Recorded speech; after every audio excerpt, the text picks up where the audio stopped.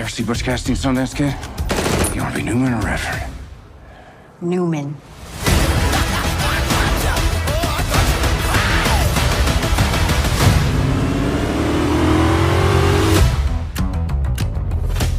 So I just finished Duster Season 1 on HBO Max, and honestly, I was blown away.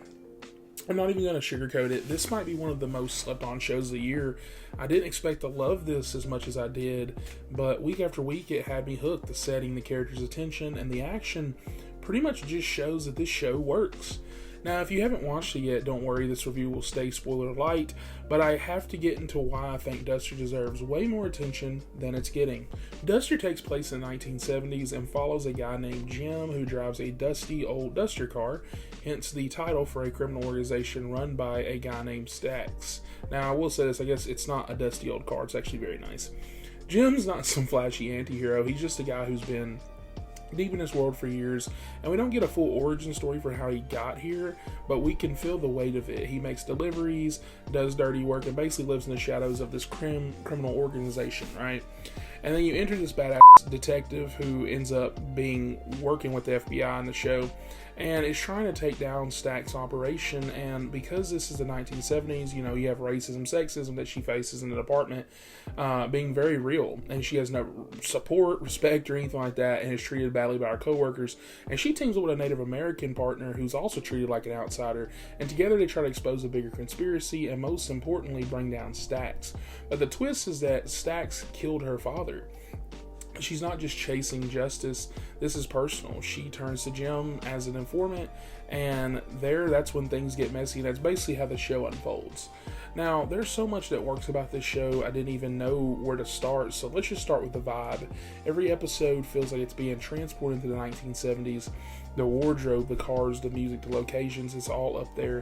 They didn't half step on the world building, it's immersive, and you feel like you're in this gritty, chaotic, slightly lawless version of America.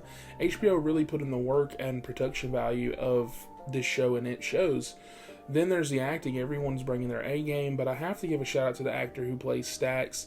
That man is amazing in literally everything he does. He's cold, charismatic, dangerous, and one of the best TV villains I've seen in a while.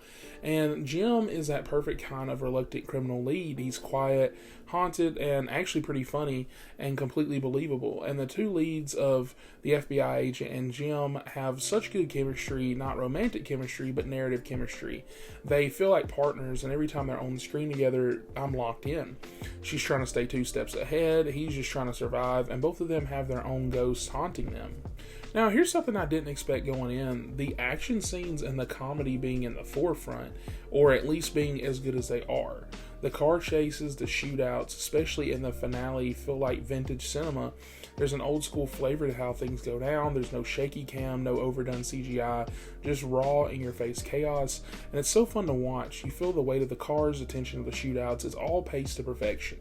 Then there's the humor, which I swear HBO didn't advertise enough.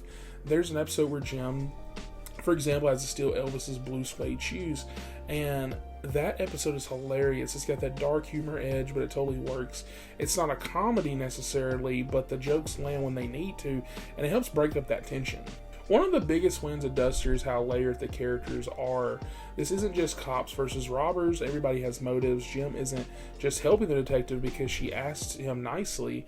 He suspects that Stax may have killed his brother. So now you've got both leads driven by revenge, potentially, but on opposite sides of the law.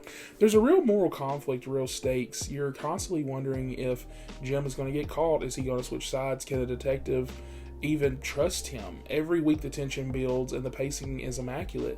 This is just one of those rare shows where the episodes don't feel like filler, they're tight, and every scene either builds character or moves the plot forward.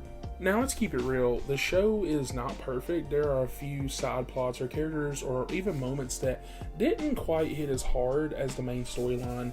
You have a couple subplots that could have been trimmed down or even given more weight. Nothing terrible, but when your main story is this good, you feel it more when the momentum dips just a little.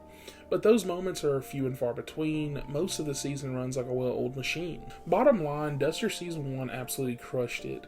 This is the kind of show that you want to binge, but also savor. The vibe is addictive, the characters are well written, and the storyline is pretty smart. I love the weekly format because it let me soak in each episode and live in this gritty, messed up world for a little bit longer. And that cliffhanger is insane. I need a Season 2 right now. So if you're in the crime drama, 70s aesthetics, complete characters, or just a show that knows how to move, you owe it to yourself to check this one out, because I don't know how it's doing. Every time I would tune into an episode, it would show as number 6 on the boards and sometimes jump to 1, but the very next day it would jump right back down to 6 or 7. But I'm going to give Duster Season 1 a 9 out of 10. This is an excellent show and one of my favorite shows of the year. It nails the tone, the pacing, the characters, the action, and the comedy. There are a few small things that I didn't love, but nothing that pulled me quite out of the experience. If HBO is smart, they'll greenlight Season 2 immediately. This one is a hit waiting to happen. So with that, what did you guys think of Duster? Did you check it out? Or are you just now hearing about it? Are you also yelling at your screen waiting for that Season 2 to be announced or at least greenlit? Drop your thoughts in the comments below, and if you enjoyed this review, hit that like button, subscribe, and tap the bell so you don't miss a next one.